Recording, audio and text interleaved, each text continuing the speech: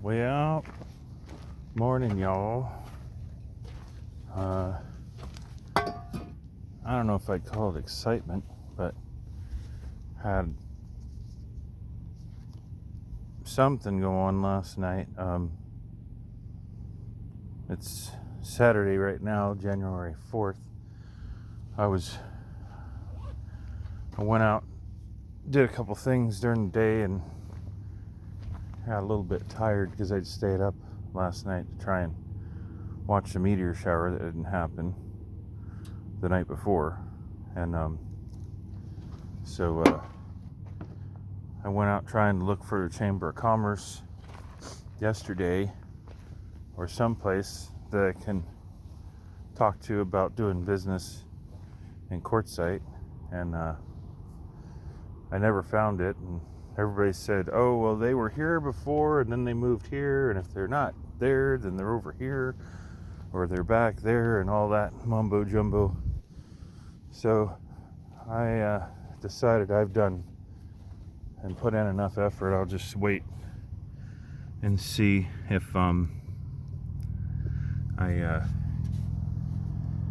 find some place to talk to other than Yuma, which is where I'm applying for my business license, I guess, for the state.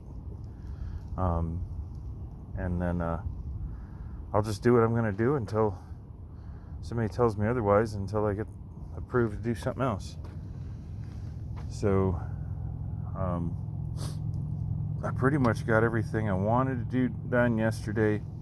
I got back over here and I was kind of tired, and I made an early dinner, and then I actually ended up taking a nap for a couple hours even before dark. I was going to go shooting yesterday, but I'd seen a shotgun at one of the gun shows over here that I really liked, and then I think they wanted like $400 for it, and it seemed like a good deal to me because I don't know shit about guns, and I'm glad I didn't buy it, and I'm glad I don't carry money with me, because I came back to get money, and then I looked up a shotgun. I found out it's probably the cheapest shotgun you can buy. It's a Mossberg something 88, I forget now, but it's a 20 gauge, and I like 20 gauge because I have a ton of 20 gauge shells, which is probably not the right reason to like 20 gauge, but I have a shotgun that I use more than anything, and I've wanted a pump action shotgun, more for just the sound and the aesthetics of racking it in case somebody's close by, or I'm in an area where I'm not sure whether there's somebody there or not. I'd rather them hear me rack a shell into the chamber and have their decision made by that than me trying to yell at somebody or sneak around and find out if there is somebody where they're not supposed to be. But I think I can get one for like $250 brand new. And this shotgun they had looked brand new, but it was in the box, no accessories, and that just, so I was like, well, not going back over there, and because I've got a bunch of old guns that I don't need to buy any classics or anything I want. And I've never actually bought a gun except for I've got a pellet. I got two pellet guns. One of them I got, actually, well, I lie. I've bought two guns. I bought a pellet gun at a swap meet, I think for like $25, if that. I think it was more like 15. And it's a crackdown one that's got a suppressor on it, and it has the velocity of a 22 long rifle, and has a scope on it, and I don't know, I really liked it. It was kind of not beat up, it'd been around the block a few times. Well, I looked them up and I found they were having a sale on one, I think at Big Five or Walmart or one of those places, and I did buy a brand new one, and I really like it. It's probably one of my favorite guns or rifles. It's not a firearm because it doesn't shoot actual, bullets, but I don't know. It's just a cool little rifle. But I do want to get a pump action shotgun, so I didn't need to do that. I was gonna oil my two rifles I have with me right now, and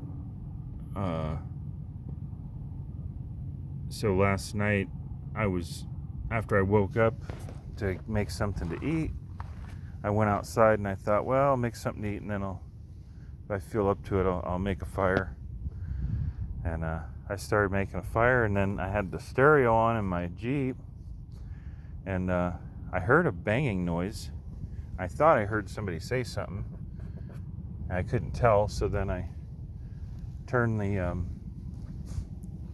radio down and was outside for a while longer, and then I heard a banging again, and then it was coming from the neighbor's trailer over here, and so I'd seen somebody hanging out over here that I hadn't seen before, another guy, but I didn't know, because I haven't seen the neighbor that actually owns this rig, for a couple days. His RV would disappear and come back, but I wouldn't see him, and it was dark, so it was kind of late. So hey Petey. So this is Petey, this is his dog, and so I'd hear Petey bark once in a while, and so I figured, well, everything's okay, because if the dog's been outside and inside, but I kind of snuck around from the other side in the dark to look if there was anything wrong, and then I knocked on the coach, and the fellow was telling me help, and he needed me to help him, and I was just like, whoa, are you the only one in there? Are you alone? Is there anybody in there I got to worry about? Because I didn't know. So finally I went inside and found out that he was stuck sitting up, but he was stuck between the bed, mattress, base frame of the bed, and the wall and a cabinet. He was stuck. And so I tried to help him out, tried to lift him up, tried to move him. He didn't really know where he was or what was going on at first. Then I talked to him for a minute and tried to get him moved again, and it was just, he was in too bad of a spot to get him out. And I have a torn rotator cuff and a torn meniscus, and I've had sciatica, and I've just got a whole bunch of stuff that wouldn't be a good idea for me to re-injure if it isn't necessary. So I tried to call local police. I guess they've got office hours that don't go through the night, and I tried to call another non-emergency number, because at first I thought it was just be trying to get him, just some help to get him up. I'll be back, Pete. And so long story short, I had to call 911, and I had to explain to him where I was at to the operator, and they were like, well, if you could you go out to the road with your flashers on and guide him in? So I did that. The first squad showed up, which wasn't, I don't know if it's paramedic or not, but it wasn't AMR, so got them over to where they could assess him, and then they decided after talking to him and getting some vitals from him, that they wanted an ambulance to come out. So I went back out to the highway, led the ambulance in. They assessed him.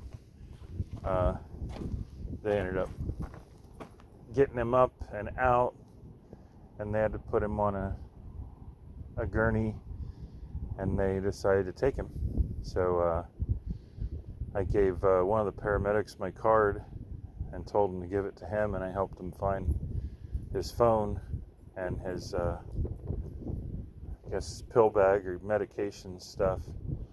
And I asked a couple times if his vitals were okay, or if he was just disoriented or discombobulated, or but they couldn't tell me much, and so they had me guide him back out, and I escorted him all the way to the helipad, and the helicopter wasn't there yet, but by the time I got back into my camping area, I saw the helicopter go over, and I think it was only about 20 minutes between him landing at the LZ and taking off again, going the same direction. So it appears they took him to Parker. So while I was trying to help get the guy up, sorry, I'll remember his name, but I can't think of it right now. I don't know his whole name, so I can't even find out what's going on with him, except for calling. I guess I'd have called 911 again and say, hey, I need to be referred to whoever I spoke with, or any information you've got in your system to try and track down the guy. But hopefully he'll call me once he's stabilized or whatever, because this is about 10 o'clock last night. So the dog got out while I was trying to go in and out to find out what I could do to help, and he took off. And he was gone the whole time that the paramedics and AMR were here, and so I just kept going, driving around looking for him, in between them trying to get him stabilized and ready for transport. And then after I got back from the helipad, I just figured, well, I'll take a drive around and see if I can find him. And you know how that always works. You never find the dog when you're looking for him. But so I kept my fire going, and I think it was about 11:30. I heard, just about ready to go inside, and I heard the dog bark a couple times. So I went over there, and he was at the door of the trailer or RV. So I went in and made sure he had food, and I took a couple bottles of water over there. And it took him a couple hours to settle down, of course, because he doesn't know where his owner is, and technically neither do I. But I went and checked on him a couple more times and turned the lights out. I started the generator to charge up the battery. It ran okay last night, but it doesn't want to run today. But I heard him several times throughout the evening, but he quieted down for a while, and I thought about going and checking on him. But I'm like, well, if he's snoozing and he's finally relaxed, I'm going to screw that up. But then I heard him again this morning, and I went over there, and there was a little crowbar thing stuck in the door handle to keep the door shut, because it's got a funky door latch. Doesn't want to stay latched. You kind of have to reset it 2 or 3 times and then shut the door on it. And so I guess he'd gotten out last night at some point, and somebody must have found him next to RV again and came over and put him inside. They put more water in the bowl because it was half full. I just was putting enough water in there for him to drink it because I don't like leaving, just refilling water and it being stagnant, because I washed out the bowl. And he has plenty of kibble or whatever dog food, which I don't know where the bag of dog food is, so he's doing okay. He went to start generator again. It wouldn't want to run. It kick over and fire. I think maybe his fuel tank is low. So I started the engine, let it run for a while. I turned off his refrigerator because there wasn't nothing in it. So I'm just gonna be babysitting for a little while, me and I guess somebody else, because somebody else obviously had come over there between the last time I was in there last night and this morning. But then I went over to kind of look over my Jeep. Not really look over, I just glanced in my line of sight and I could see there's some darkening over here in the light. So I've got some type of oil leak from, I think it might be the transmission line, cooler lines. And it's hard to say because my power steering is a little low on fluid also, but I've got some residue in here, and my HID unit for my headlight is soaked, so I'm going to try and clean that. And I got a leak up in here, and that almost looks like the line is making contact with the part of the body. And I said that's probably a power steering, a transmission cooler line, but I checked the fluid yesterday, so I'm going to start it again. I let it warm up a little bit, and I got some residue here. And so much for saying that. Oh, that bolt's loose. That's weird. So I'm going to be tinkering with this morning instead of going shooting and off-roading. And I think I'm going to take my guns out and oil them while I'm out here in the sun, so I can get all the wood treated evenly. And I can't really go that far because of the dog, and I can't take the dog with me. And I don't want to call animal control until I absolutely have to. So I'm just going to have to let things evolve as I address my stuff. And see what they find out about the fella, because I guess he's had a stroke before. And God dang it. So I don't know how many strokes he's had before, and I don't know if he had a stroke last night, either after he what the hell? Oh, it's weird. There's a stopper in here to keep these from coming all the way out, but it also stops. I gotta turn that around.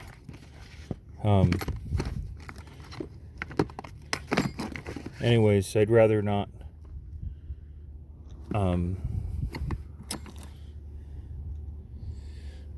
have to get a hold of animal control, because that's a nightmare these days. Animal control anymore, unfortunately, is just animal, I don't know what they call it. I don't want to say extermination, but half the time that's what happens, is an animal gets taken into the shelter, and if it's got a chip in it, which I don't know if this guy has done that. I'm not going to say anything about what my outlook is on somebody's care of their pets, but let's just say he may or may not be registered and vaccinated and all the other stuff. So if you take an animal in and they don't have medical records and they're not shipped and you can't get a hold of the owner, their days might be numbered, and the dog's pretty old already. So we'll see. If anybody sees this video that knows maybe what I could do out here in Quartzsite in the situation that I'm in, then, you know, feel free to let me know, because I'm out of my territory at the moment. I'm not sure exactly what to expect. But the dog's doing okay, and he's got water, he's got food, and I'm gonna get to what I was gonna do. And if I don't mind taking a drive to Parker to pick the guy up if he gets well and can be released, or whatever happens. But I'll have to find out where he's at and what's going on with him. All right, I'm out.